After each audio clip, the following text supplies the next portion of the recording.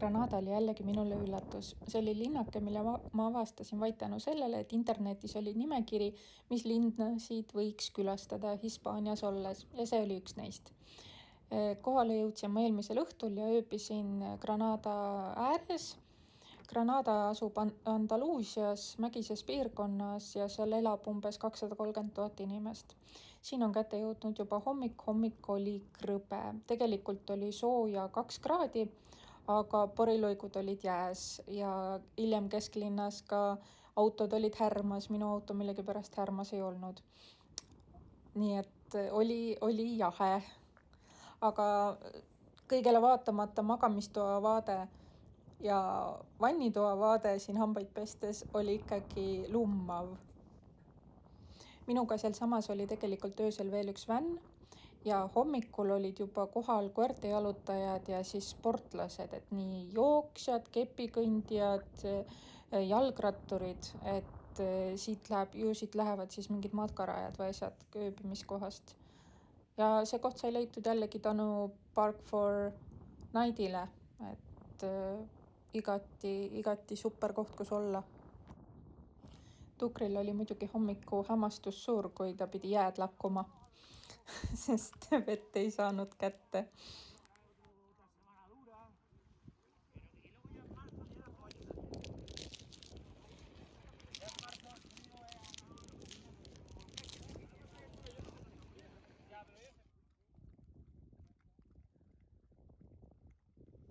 Et selline see parkimisplats siis oli. Mina olen seal keskel ja minu ees on siis see vänn, mis oli ka öösel seal.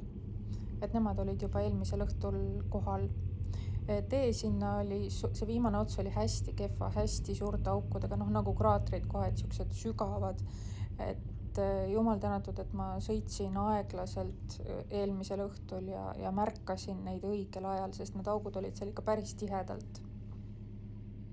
Siin on ikka näha, et madala auto jaoks on see ikka valus, kui sealt läbi sõidad. Piirkond on hästi mägine, teed on kitsad, tõusud, langused. Granada linnakese vanalinna osa on üldse selline, et seal sõidavad ringi spetsbussid, mis on väiksed ja saleda olemisega.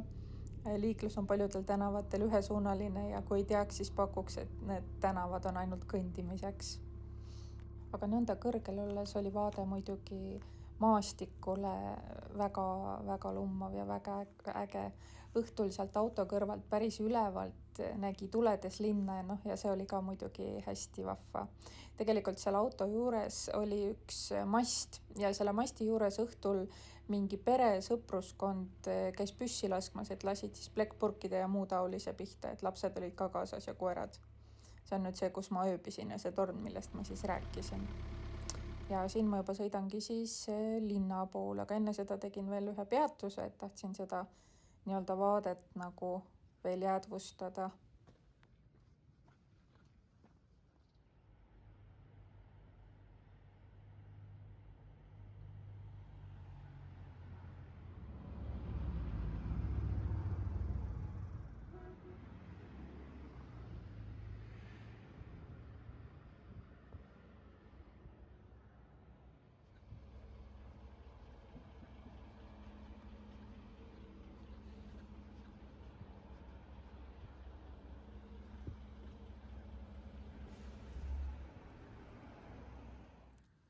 Peale esialgset parkimist ma mõtlesin, et ma lihtsalt jalutan natukene ringi, aga siis ma sain ikka aru, et ma pean edasi sõitma, et see ei ole päris õige koht, kus ma olla tahan.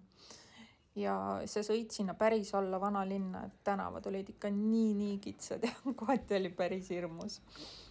Aga tore oli see, et teel vanalinna mul õnnestus ka enda veevarusid täiendada, et jäi ette üks joogikraan, mis oli nagu just nii õigel ajal, et mul oli just vesi otsa saamas. Ja siin tegelikult ma õppisin ära ka ühe nipi, mille peale ma varem polnud tulnud, et koera saab joota ka nendest sitakottidest, mis kaasas on. Et neid on ju kaasas terve rull, nad ei lase vedelikku läbi, et võtadki sealt ühe koti ja lased sinna vee sisse. Et üks kohalik tegi niimoodi. Et ma olen muidu alati spetsiaalselt nõud kaasas tarinud, aga nüüd ma sain aru, et see on nagu nii mõttetu ja seda joogikilekotti saab ju ka mitu korda ühe päeva jooksul kasutada. Või siis hiljem lihtsalt nagu algse eesmärgi jaoks kasutada. ja samas ei pea mitte mingisugust nõud kaasas tärima. Granadas on hästi palju säilinud niisugust vana ja keskaegset ja selle poolest see linn on ka tuntud, et minnakse vaatama just seda ägedat arhitektuuri.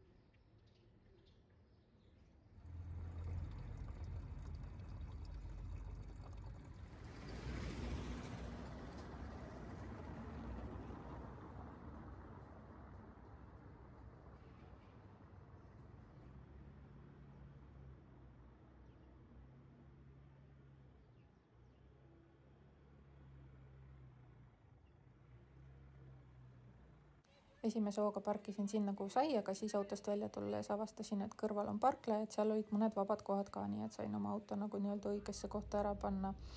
Et tegelikult nende parkimiskohtadega kohati on nii, et kui näed kohta, siis lihtsalt pargi, sest pärast ei pruugi enam edasi sõites nii pea kohta tulla, kuhu oma auto panna ja niiviisi ongi. Kuna oli nädalavahetus, siis tegelikult linnas oli palju inimesi. Et tuldi veetma oma nädalavahetust peredega ja sõpruskondadega, et alguses ma mõtlesin, et huvitav, et mis toimub, et nii palju inimesi, et siseturism, et äge on ju. Aga siis mulle meenus, et on nädalavahetus, et siis tullakse seda enam kodust välja. Päeva peale temperatuur ka nagu tõusis ja läks mõnusamaks olemine, et ei olnud enam nii hullult külm. Siin linnas võidates juhtus ka see, et ma ühel hetkel kaotasin orientiiri ära ja ei teadnud enam, kus mu auto on, kuhu poole minna. Et siis ma läksin, päeva lõpu poole, et siis ma läksin ühe turismitöötaja juurde, küsisin, et kuna ma olin pildistanud seda, kus ma oma auto panin ja filminud ka selle ümbruses, näitasin talle kohtasid ja siis ta näitas suuna kätte, et ala mine aga otse edasi. Ja oligi õige, sest kõik need tänavad ja asjad, et ega ma seal niiviisi väga meeles ei pidanud, kus ma lähen, et ma lihtsalt vaatasin, et see on äge tänav, keerab siia siis ja siis vaatasin, mis järgmiseks äge on ja siis läksingi niiviisi sinka-vonka. Mulle jääb seda linna meenutama kindlasti ka tänavamuusikute rohkus, et neid ikka oli seal omajagu, oma 5-6 erinevat jäi ette ja see oli nii tore ja nii vahva. Et senimaani vist koht, kus ma olen kõige rohkem sel reisil tänavamuusikuid kohanud. Et oldi nii kitarriga, viiuliga, kusagil oli ka harf, et täitsa nagu seinast seina. Ja kusagil oli ka siuke tsirkuse moodi performance, et need tulevad riburada pidi siin videos ka mõne aja pärast. Lisaks mingi hetk, kui ma juba tagasiteel olin, siis oli seal üks koht, kus oli hästi palju tänavakauplejaid ja kaupeldi siis vuhveltoodetega. Et käekotid, vöökotid, erinevad jalanõud, et oli lihtsalt lina maha pandud ja siis sinna lina peale oli kogu oma kraam laotud, et kauplesid siis valdavalt tumedanahalised. Hästi oli vahva oli see, et seal linnas liikudes ja aeg-ajalt niiviisi kaugemale vaadates, siis ma leidsin ikka uuesti üles selle enda ööbimiskoha, kus ma seal mäenõlval ööbisin, kuna see nii-öelda torn, mis seal oli või post või mast või, et see nagu jäi niiviisi ilusasti meelde, et oli nagu maamärgiks. Nõndamoodi reisides ja sõidukis ööbides ilma selle Park for Night äpita, ma ei kujutagi ette, kuidas see käiks, et küll siis leiaks ka kohad, aga kindlasti oleks valik kasinam ja kindlasti oleks rohkem peamurdmist. Hästi palju selle äpi puhul on tolku sellest, et inimesed on teinud kohast pilte ja nad on kirjutanud juurde ka enda kommentaare, et mis nad nagu arvavad sellest kohast ja kuidas nad tundsid ennast seal. Et täiesti erinev on ühte samasse kohta teinekord minna kaubikuga või minna motokoduga või minna väikse autoga, et mõnikord on mingisugused piirangud kusagil. Et kui mina mingi koha kohta võin öelda, et kuule, tead, nii lahe ja tore oli, aga siis läheb see õnnetu sakslane oma suure motokoduga ja siis ütleb, et kuule, tead, mulle see koht nagu üldse ei sobinud sel põhjusel.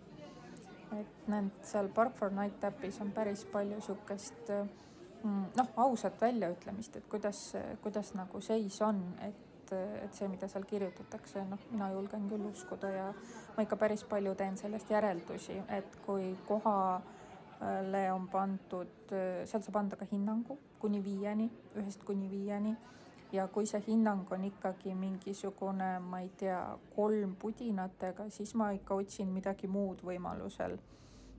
Ma üritan ööbida seal, kus on rohkem positiivseid review'sid ja kus on rohkem pandud näiteks 4 ja 5, et see keskmine hinne oleks kõrgem, kus on rohkem pildimaterjali ja kus inimesed ongi otse nagu välja öelnud, et nad ööbisid seal ja neil oli kõik hästi, nad tundsid ennast turvaliselt, oli vaikne või mis iganes boonuseid seal siis on ju. Teinekord võib olla ka see, et näiteks linnas ööbides, et vot hea koht kesklinnale lähedal, tasuta, aga vot ööbida seal väga nagu ei kannata, kuna on lärmakas näiteks mingi tee kõrval on ju.